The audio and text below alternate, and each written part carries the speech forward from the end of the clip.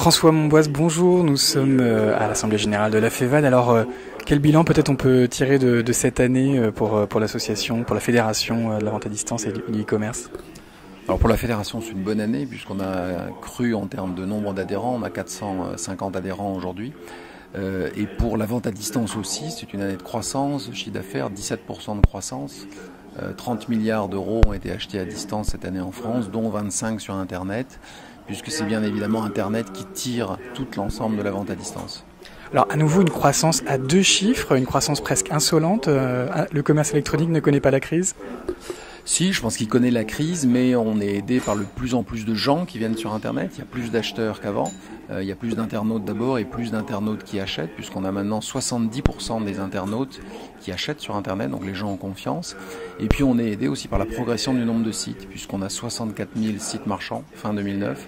Là aussi, une augmentation de 30% du nombre de sites.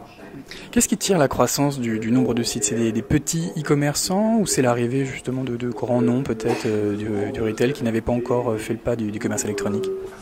Il y a les deux, il y a exactement les deux, c'est-à-dire qu'il y a à la fois des nouveaux sites qui se créent, qui restent petits sur des niches et puis qui croîtront peut-être, et puis aussi des grands groupes de retail qui se mettent sérieusement, je dirais, à Internet, qui investissent dans un site, en général en parfaite synergie avec leur magasin et qui s'y mettent de plus en plus.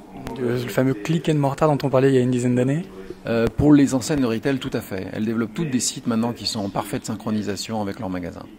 Alors aujourd'hui, le commerce électronique arrive à une certaine maturité sur le web. Est-ce qu'il y a encore de nouvelles frontières? On voit par exemple la multiplication des iPhones. Est-ce que pour vous, le m-commerce est une nouvelle frontière pour le e-commerce? Oui, je pense qu'il y a l'iPhone et le BlackBerry. Enfin, on a aujourd'hui 7 millions de gens qui ont un smartphone en France. C'est important. Même si les achats ne sont pas encore très importants sur le smartphone, il y a des visites d'Internet. Donc, je dirais que ça dépend un peu des sites et c'est pas forcément facile d'adapter un site qui est prévu pour un écran d'ordinateur, le mettre sur un écran de portable, c'est pas simple, mais ça va se faire de plus en plus, j'en suis persuadé. Et puis il y a l'iPad aussi, qui est une nouvelle façon de naviguer, comme le montrent les publicités, avec une tablette sur les genoux, sur un canapé. On n'est pas assis dans un bureau, ça va changer les façons de surfer et de naviguer.